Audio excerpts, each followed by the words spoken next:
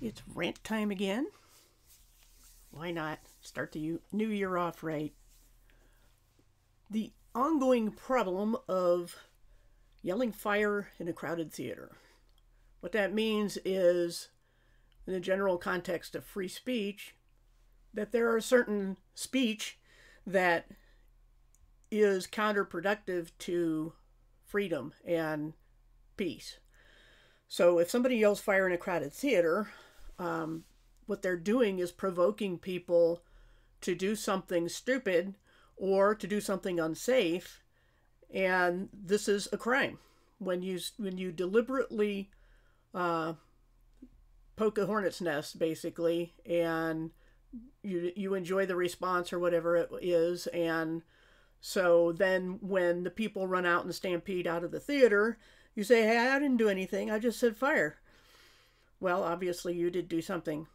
So that principle of provoking is something that people are blind to when they or their friends do it. But of course, they only see it when the people they provoke strike back or defend themselves. So they take your defenses as attacks. And if your friends all agree that a certain person is the instigator, then they decide it's true and they see everything you do in that lens. And that's just human nature. That's, high school mentality or lower. But a lot of people don't grow out of that. They just say, if I like you, you can do no wrong. If I don't like you, you can do nothing right. So the problem is, this is showing the wrong screen. That's what I'm doing. Good thing I didn't have the little code there showing. The problem is that this happens a lot in the flat earth community, especially in the Christian community. Those are two places I spend a lot of time in. And being a Christian among the flat earthers, being a Bible honoring Christian who isn't afraid of the name Jesus, this will get people to provoke you because they hate it that you live and breathe. And so they'll provoke you and say things like Jesus was a zombie, the Bible was written by Jesuits, which is ridiculously, disinfo, because the Jesuits didn't exist till 1540, as I've said 100 times. And we have full copies of the Bible from over 1,000 years earlier. So statements like that are provocative because you're deliberately antagonizing people and hoping they'll react so you can blame them for discord or division or causing trouble wherever you go.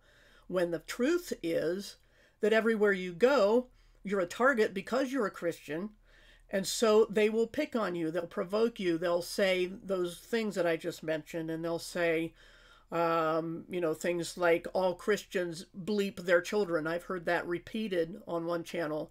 All Christians do this. There's no proof offered, none asked for. It's just believed. And so when people say things like that, do they really expect no Christians are going to speak up in defense? And if any Christians do, they should be blamed for the fight? That's the mentality of this anti-post-Christian world that we live in.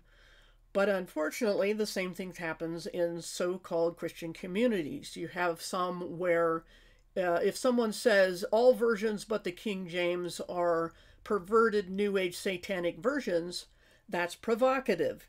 You're not just speaking your opinion, you're yelling fire in a crowded theater because there are people who disagree with you and you know it and you say it anyway and you get the response that you expected, and then you blame the people you provoked for the response. You blame them for the fight.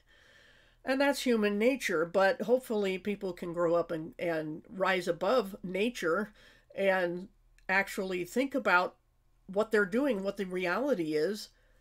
And you don't go around provoking people. You don't go around saying, like, for example, you'll never hear me going around saying all New Agers are going to hell. They all worship Satan overtly. You don't hear me saying provocative things like that. But you will see me defend myself when somebody says zombie Jesus or Jesuits wrote the Bible or the Bible is a book of fairy tales. Those are provocative statements. They're not just expressing your opinion. So if you want to express your opinion, then you can't say that anyone who defends themselves against what you claimed is true about them, that it's their fault.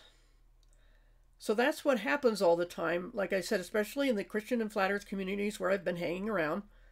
If you disagree, like again, it's not just King James onlyism in the Christian ones. It is if you believe that the Bible says that salvation is by faith alone, you are told by people who believe you must do something else that you are there to cause discord and we have been watching you for a long time. Well, who's we? Oh, a group of gossips in some dark corner of Discord or someplace like that, all agreeing with all their fellow bullies that you're the problem. And that's how it works. But what you can do about it, I kind of waver between giving them what they want and just disappearing and giving them their precious echo chamber, or staying there and standing my ground and trying to make light of it by saying, oh yeah, I'm here to provoke you, I'm here to trigger you because you're so triggered because I live and breathe. And then you find out they're saying, see, you admit it, you trigger people on purpose.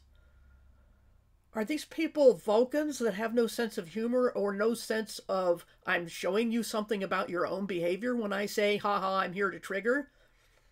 People are triggered because I live and breathe, as a Christian especially, or as a non-reader of the idolized version, or some other alleged fault. If I disagree, if you say a statement and I disagree, you call me the problem, and you sit around with your friends who all like you and don't like me and say, yeah, she's the problem. What does that say about you? You spread gossip, you poison other people against another person just because you don't like them or you think they did something to you 5 years ago that you need to keep punishing them for.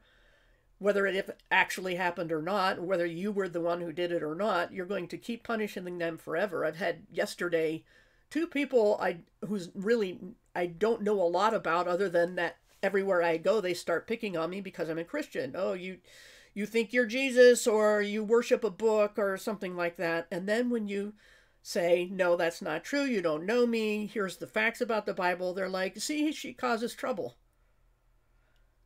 So what do? Do you stay there, stand your ground, and I don't know what purpose it serves, or disappear? Should I stay or should I go? I know they want me to go, but for that reason I should probably not. And then they'll say, well, yeah, you're deliberately provoking us. And I'm saying, yeah, you don't practice what you preach. All this same team, and we all love you, but we just want you to conform to what we think you should say and do. And especially in the non-Christian venues, they say, well, you're supposed to be a good little punching bag. You know, we're allowed to dish it out, and it isn't provocative, but if you fight back, you're bad. So you tell me, what should you do when the mob mentality says you're the problem, even though you're not, and they project everything they're doing onto you? What's the point of sticking around? On the other hand, leaving will give them what they want as well. And in addition to just disappearing, giving them their echo chamber, it will also tell them, yeah, she ran away in shame, or we scared her off, we got rid of her, ha ha ha.